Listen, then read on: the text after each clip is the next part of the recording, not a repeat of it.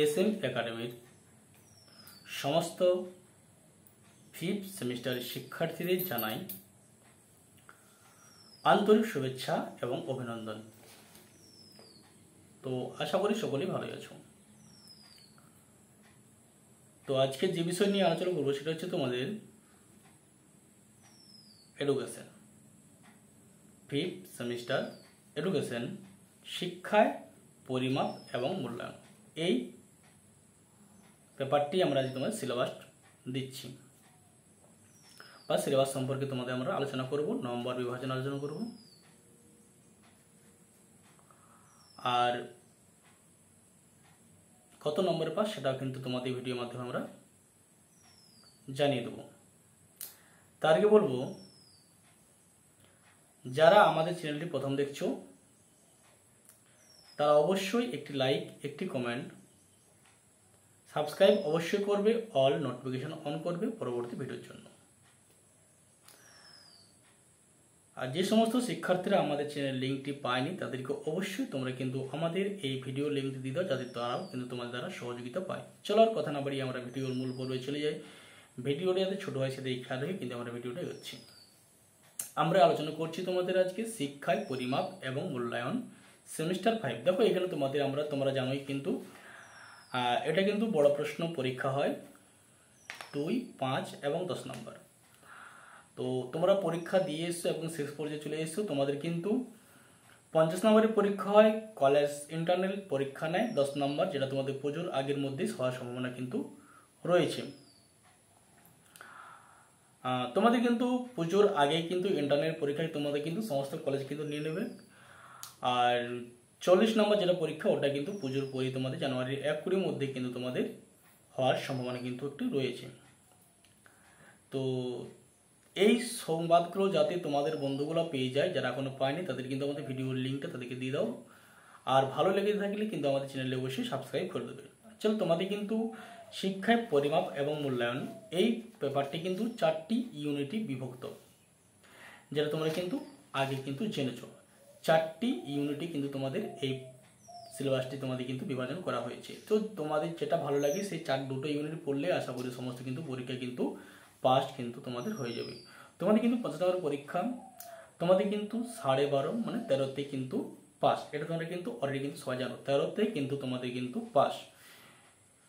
নিজের কলেজে 40 নম্বর পরীক্ষা হয়, নিজের কলেজে 10 নম্বর পরীক্ষা হয়, বাইরের কলেজে কিন্তু তোমাদের 40 নম্বর পরীক্ষা হয়। 40-এর মধ্যে কিন্তু তোমাদেরকে পেতে হবে 30, আর নিজের কলেজ 5, তাহলে কিন্তু 5 নম্বর তোমাদের বেরিয়ে গেল। চলো, তোমাদের ইউনিট কিন্তু 4টি ইউনিটে তোমাদের কিন্তু বিভক্ত। 4টি ইউনিটে তোমাদের কিন্তু বিভক্ত। প্রথম ইউনিটে কি কি আছে আমরা একটু তোমাদের সিলেবাসটি কিন্তু দেখে নিই। চলো, ইউনিট 1 তোমরা খাতার মাঝে শিক্ষায় পরিমাপ এবং মূল্যায়ন হেডিং দাও। সেমিস্টার 5 ইউনিট 1 লিখো। ইউনিট 1 লিখে হেডিং দাও পরিমাপ, মূল্যায়ন এবং মূল্যায়ন। পরিমাপ, মূল্যায়ন এবং মূল্যায়ন। 1 নম্বরে লেখো ধারণা, দাও সুযোগ এবং মূল্যায়নের প্রয়োজন। ইউনিট 1 এর মধ্যে লিখছি শিক্ষার পরিমাপ মূল্যায়নে ধারণা, সুযোগ এবং মূল্যায়নের প্রয়োজন। 2 নম্বর চলো লিখছি আমরা পরিমাপ এবং মূল্যায়নের মধ্যে সম্পর্ক। পরিমাপ এবং মূল্যায়নের মধ্যে সম্পর্ক। এরপর চলে যাচ্ছি আমরা ইউনিট 2। ইউনিট 2তে কি দেখো, ইউনিট 2 লিখে হেডিং দাও একটি ভালো পরীক্ষার বৈশিষ্ট্য। একটি ভালো পরীক্ষার বৈশিষ্ট্য লিখে কিন্তু হেডিং দাও। চলো, তারপরে লিখি আমরা 1 নম্বর পয়েন্ট দাও নির্ভরযোগ্যতা। কি নির্ভরযোগ্যতা? ধারণা, দাও বৈশিষ্ট্য, দাও কম নির্ভরযোগ্যতার কারণ। কম নির্ভরযোগ্যতার কারণ, দাও।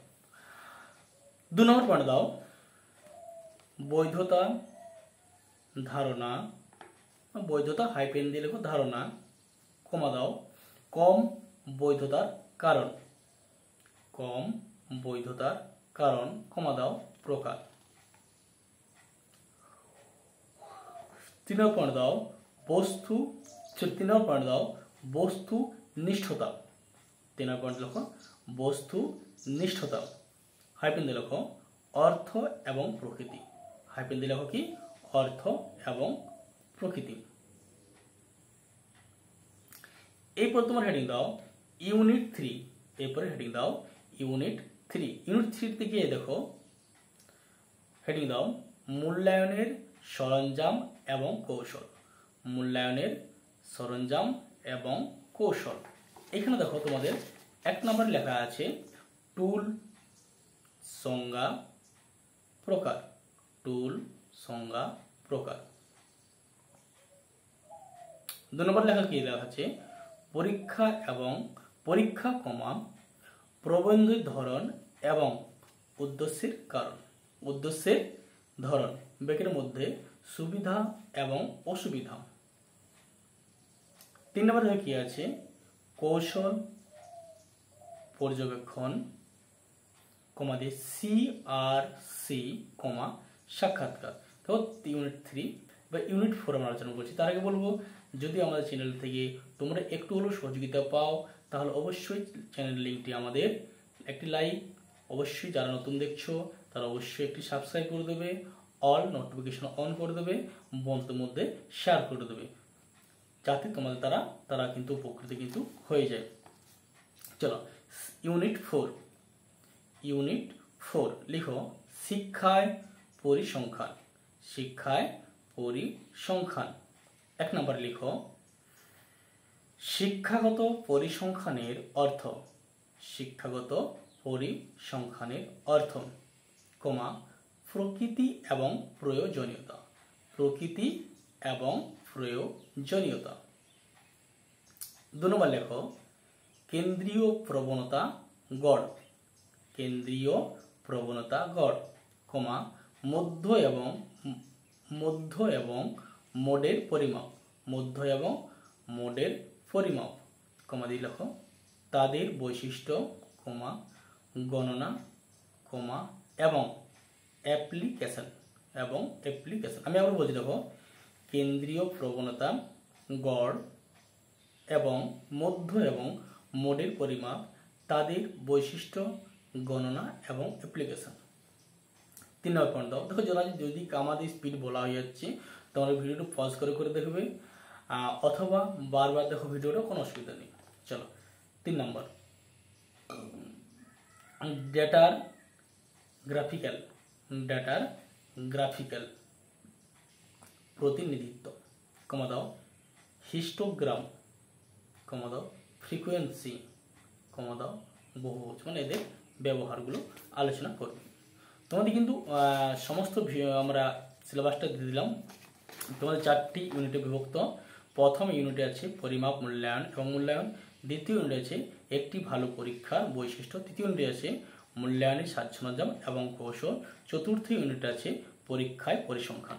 তো তোমরা কিন্তু 4টি ইউনিটের থেকে যে কোনো 2টো ইউনিট কিন্তু তোমরা কিন্তু পড়লে আশা করি তোমাদের 50% কমন তোমরা পেয়ে যাবে। 50% কমন কিন্তু তোমরা কিন্তু পেয়ে কিন্তু যাবে। আর যে কোনো দুটো কিন্তু তোমাদের ডিটেলস পড়তে হবে। আর শর্ট প্রশ্ন জন্য সবগুলো বড় প্রশ্ন 4টা থাকে, 4টার মধ্যে থেকে এটা আমরা জানি প্রত্যেকটি ইউনিট থেকে একটি বড় প্রশ্ন এবং একটি 5 নম্বরের প্রশ্ন কিন্তু তোমাদের দেওয়া হয়। প্রত্যেকটা ইউনিট থেকে তোমাদের একটি বড় প্রশ্ন এবং একটি 5 নম্বর কিন্তু দেওয়া হয়। এই সমস্ত বিষয়গুলো কিন্তু তোমরা কিন্তু দেখে নেবে। প্রতিটি ইউনিট থেকে আমাদের 5 এবং 10 নম্বরের প্রশ্ন দেওয়া হয়। 2 নম্বর প্রশ্ন দেওয়া হয় মিনিমাম তোমাদের 5টি, 2 5 কিন্তু 10 নম্বর।